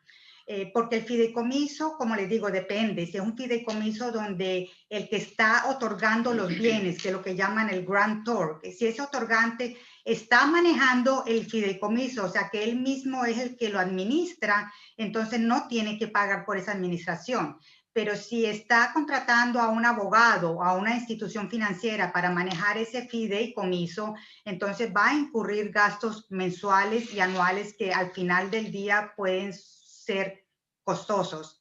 Entonces, ambas vías son buenas, ambas vías te protegen el patrimonio y te dan, digamos, esa sucesión a tus herederos de una manera fácil, pero tienes que evaluar cuál es la mejor avenida para ti.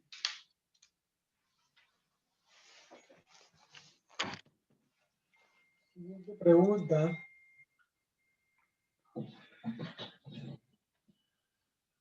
Siguiente pregunta que nos realizan. ¿Por qué elegir una LLC versus un fideicomiso? Ok, yo creo aquí que volvemos al mismo tema. En la respuesta anterior. Sí, yo creo que volvemos al mismo tema. Una LLC, primero que nada, es un proceso mucho más rápido, más fácil. O sea, la gestión es mucho más sencilla para tramitar.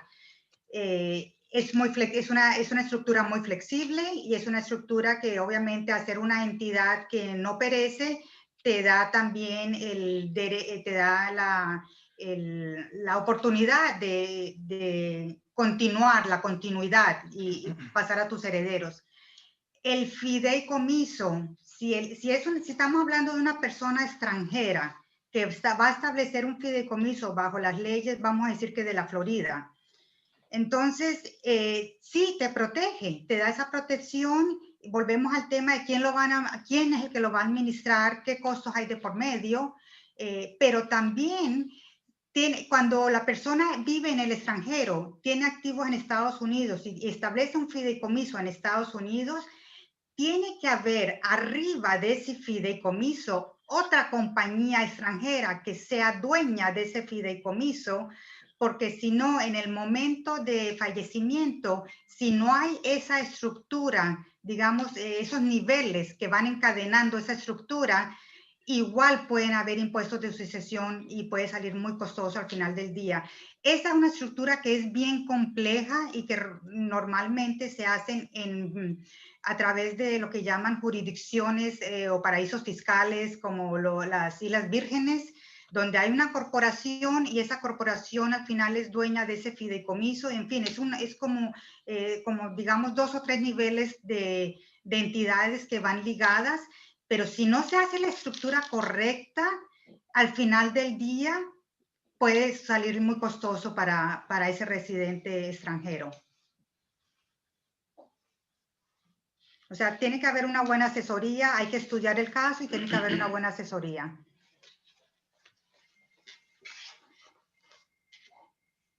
Si tengo un testamento en el Perú, ¿es válido para la sucesión de bienes adquiridos en Estados Unidos? Definitivamente que no, porque los testamentos se rigen bajo las leyes del país de residencia. Entonces, un testamento hecho en cualquier otro país para activos que están en este país no cuenta, no es válido, no tiene ninguna validez.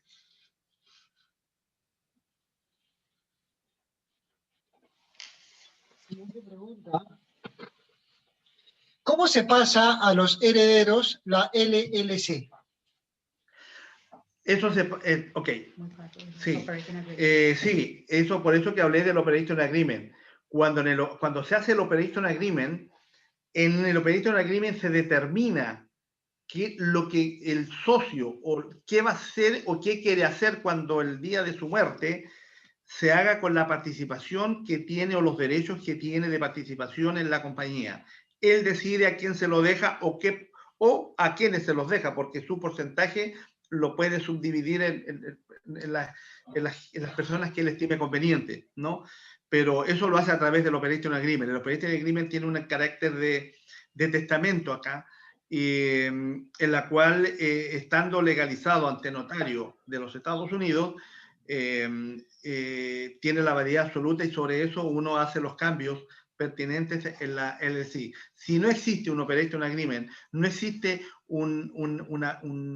algo por escrito por el socio en la cual determina a quién dejarle, entonces simplemente no puede ser traspasable a los herederos, digamos, que él determine.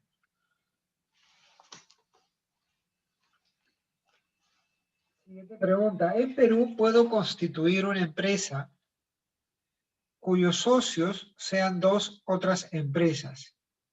¿Podría constituir una empresa en Estados Unidos cuyos socios sean mis empresas acá en Perú?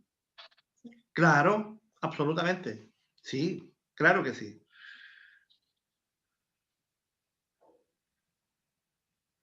Siguiente pregunta.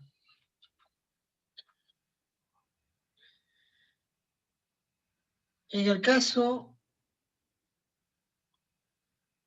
de la LLC,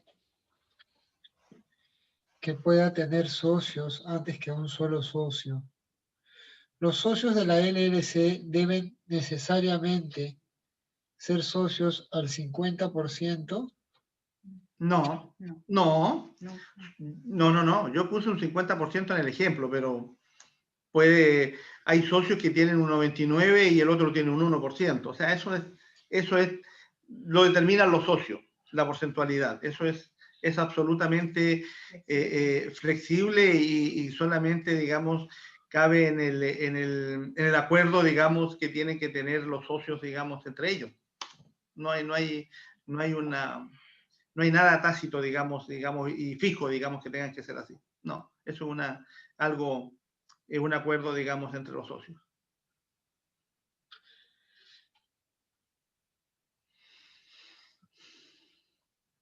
De ser el caso que mi empresa tenga operaciones en Perú y operaciones en Estados Unidos, ¿en qué casos se debe tributar a Perú y en qué casos a Estados Unidos? ¿O todo seguiría siendo en Perú? No, a ver, si una empresa del Perú tiene inversiones aquí en Estados Unidos, va a tributar dentro de Estados Unidos todo lo que generó dentro de los Estados Unidos como empresa. Lo que declare en el Perú, eso lo determinan ellos allá y tienen que reconocer la participación de la inversión que se está haciendo acá en los Estados Unidos, pero eso es contabilidad local del Perú, ¿no? Pero aquí dentro de los Estados Unidos tienen que declarar todo lo que se genera dentro de los Estados Unidos y que genera la compañía de los Estados Unidos. Ahora, si es una inversión y es una sucursal o una branch la que se está haciendo acá, tienen que reconocer ellos allá las utilidades o los resultados, digamos, que se generaron aquí en los Estados Unidos. Pero ya eso es tema, digamos, local, digamos, de cada país, digamos. No es... aquí en Estados Unidos tiene que declarar todo lo que se generó aquí en Estados Unidos. Lo que se declara en el Perú, ya eso ellos lo determinan ellos. Siguiente pregunta. Siguiente pregunta que nos realizan. ¿Pueden dos esposos ser socios de una empresa a pesar que no tengan separación de bienes o patrimonios? Claro, absolutamente. Absolutamente. Por eso que se hace el Operating Agreement, y el Operating Agreement donde ellos determinan la sucesión, digamos, de los derechos. Pero claro que sí, absolutamente.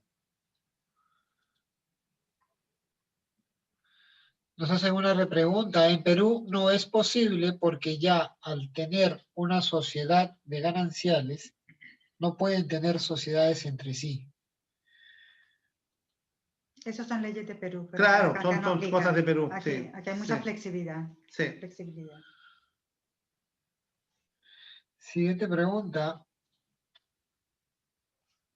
¿Pueden explicar cómo funciona el estatus de Singaret Entity aplicado a una LLC poseída por una sociedad extranjera? ¿Cuál, perdón? No entendí la pregunta. No, yo tampoco lo entendí.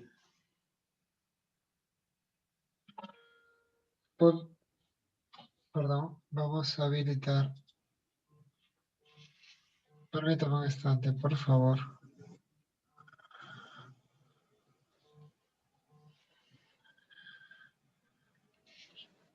Bien, voy a volver a leer la pregunta. ¿Podrían explicar cómo funciona el estatus de entidad ignorada asignado a una LLC poseída por una sociedad extranjera?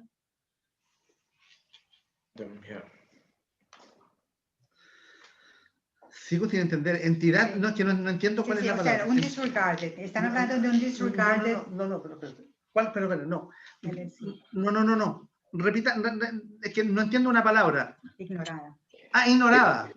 Sí, claro, lo que pasa es que como que fuese una sociedad oculta que está Oh, como accionista de una LLC, una discarded, sí, una se tapa. discarded. Ajá, eso es, a eso es lo que va.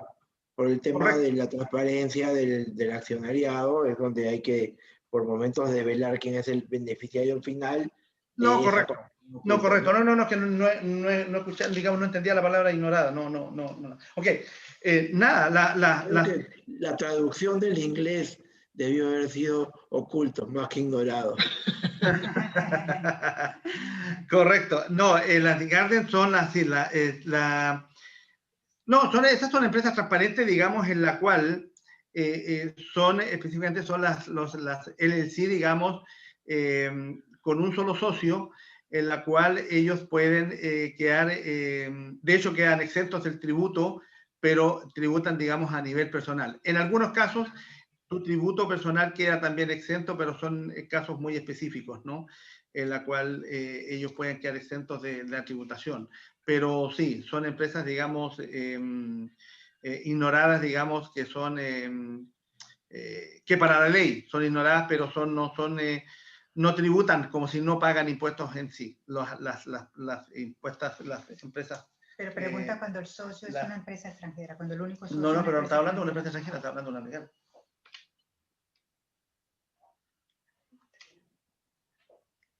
¿Aló, Carlos? Sí. Sí. Repíteme lo del socio. ¿El socio era una empresa extranjera o persona natural? No, el socio... A ver, ¿puedes repetir la pregunta, por favor, Dani?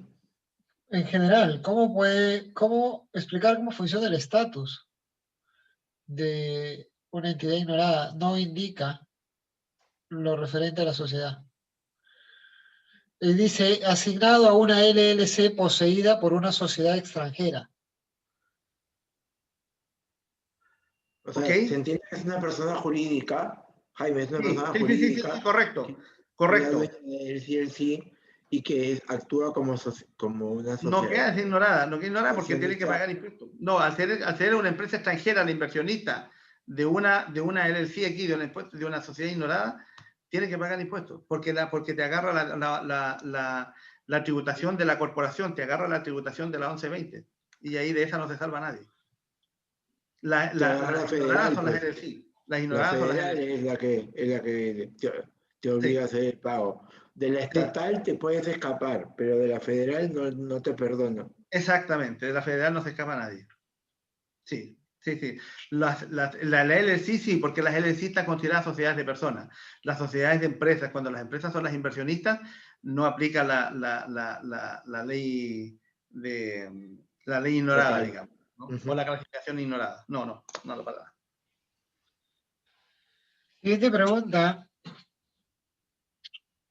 ¿Por qué una Corp versus una LLC paga más impuestos?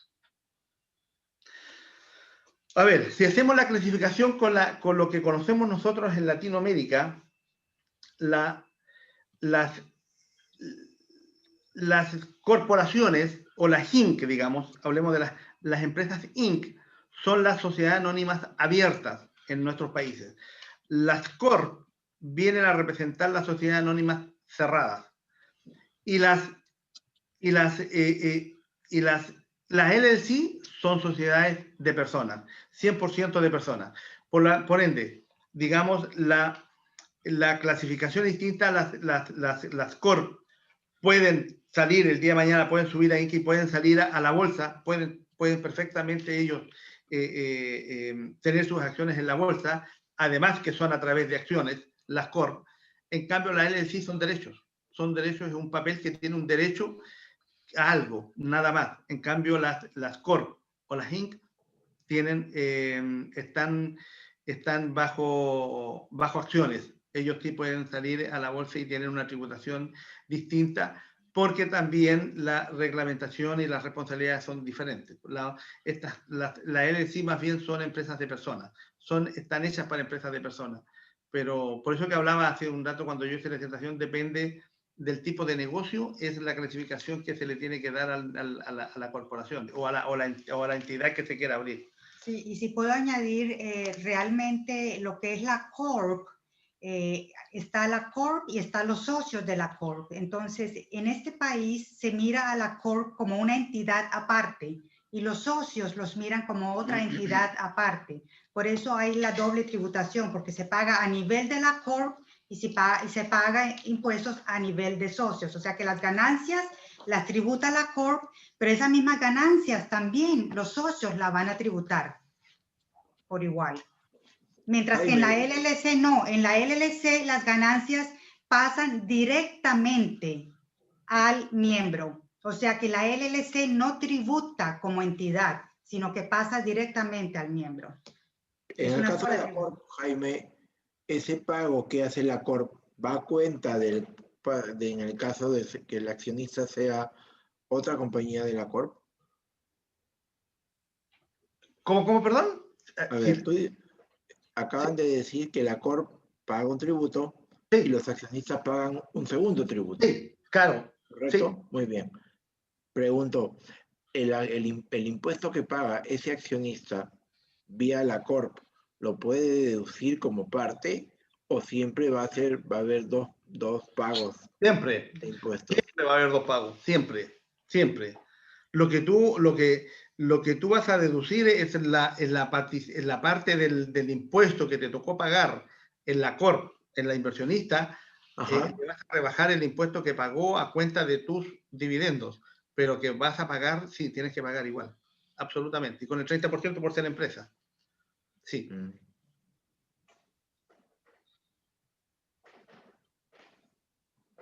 Siguiente pregunta que tenemos. ¿Qué tipo de visa se requiere para comenzar un emprendimiento en Estados Unidos?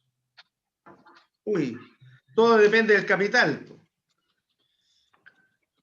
Todo depende del capital. Si llega con $1 millón, es una E1 la que le van a aplicar, pero si llega con menor valor, va a ser una E2. Todo depende. Que eso, la parte migratoria es un tema, es un traje que se adecúa, digamos, dependiendo de la persona. Eso todo depende de los requerimientos de la persona, depende de lo que desea la persona, depende del capital que quiere invertir la persona. Depende de muchas cosas. Sí, exacto, depende de muchas cosas. Eso es un tema amplio que no hay una regla que diga, mira, esto es lo que tienes que hacer, porque todo depende, todo depende. Pero siempre debes de tener visa, Jaime. ¿Cómo? Siempre debes de tener una visa. Visa, claro, bueno, visa de turista para entrar, claro que sí. O sea, debe tener visa. Pero, por eso te digo, pero te insisto, la visa a cual puede aplicar un inversionista acá es relativo. No, creo que la pregunta se refería básicamente a que si yo no tengo visa para ir a Estados Unidos, no podría constituir la sociedad ya, porque tú mencionaste dentro de los requisitos que había que presentar el documento de identidad local y la visa que uno tenía otorgada por el gobierno americano en su momento. ¿O ese es algo que no es tan necesario? A ver, es que son dos cosas. A ver, si yo voy a constituir un negocio, yo puedo aplicar una visa de inversionista desde mi país, absolutamente. Okay. Eso sí. Ahora, si se requiere, ¿qué tipo de visa? Eso depende mucho, digamos, del tipo de inversión que quiera hacer. Eso bueno, yo creo que aquí tal vez nos estamos confundiendo cuando hablamos de visa, porque si entendí la pregunta, se está refiriendo como requerimiento para establecer la entidad, ¿no? Corporativa. Correcto. Que se requieren 2 documentos de identidad. Normalmente el documento legal de identidad para un extranjero es el pasaporte. El segundo documento que contamos como documento es la visa de turista. Pero si no tiene visa, tiene un pasaporte y nunca ha viajado, podemos utilizar la cédula o otro documento nacional de identidad que sea válido. Pero la idea siempre es de que eventualmente, si esa persona quiere establecer aquí una compañía y quiere establecer inversiones o simplemente una cuenta bancaria, eventualmente esa persona va a tener que viajar a Estados Unidos porque ningún banco aquí le va a abrir una cuenta a una persona si no viene presencialmente a firmar los papeles y hacer lo que llaman la diligencia debida, el due diligence. Entonces, la corporación como tal la podemos abrir por el extranjero y podemos hacer una videoconferencia, pero eventualmente para establecer la cuenta bancaria la persona va a tener que venir a firmar. Entonces va a tener que sacar una visa de turista, pero sí nosotros aceptamos otros documentos que no sean la visa como tal. Perfecto. Justamente han respondido la última pregunta que teníamos, que era si es que puedo constituir una empresa sin necesidad de viajar a los Estados Unidos. Claro, claro. Correctamente. Absolutamente. Cuando se colocó los requerimientos de la visa es por eso es uno u otro, es un ID o una visa, pero eso, no es, pero claro que sí, digamos, sí, lo podemos hacer a distancia. Absolutamente. Haciendo todos los requerimientos de due diligence y digamos, la investigación del OFAC para asegurarnos que es una persona, obviamente, que no ha tenido problemas de narcotráfico y cosas como esas. Narcotráfico, lavado de activos, ese tipo de cosas. Ha sido una impecable presentación. Hemos desarrollado todas las consultas que se nos han presentado. Por supuesto, le damos las gracias a los expositores y a las personas que nos han acompañado. Antes de cerrar esta presentación, le damos la palabra al doctor Carlos Rodríguez para las palabras de cierre respectivas. Adelante, doctor. Muchas gracias, Jaime y a Clara por su participación. Ha sido bastante aleccionador para todos, para que los que querramos invertir allá, o así como Jaime, tener la casita de playa, la casa de invierno, ¿no? Y como Clara también, ya pronto cuando seamos grandes y seremos como ustedes, haremos las inversiones de todas maneras. Muchas gracias a ambos y nos vemos mañana en una charla más sobre planificación tributaria. Muchas gracias. Bueno, gracias a ustedes, muchas gracias, ¿no? Aquí a sus órdenes. Listo, hasta luego. Chao, Carlito. Chao, chao. Chao, Jaime. Chao, Clara. Hasta luego, gracias. Bien, hasta luego. Eso ha sido todo por hoy. Los invitamos el día de mañana a acompañarnos a Planificación Tributaria 2021. Tengan ustedes todos muy buenas noches. Hasta mañana.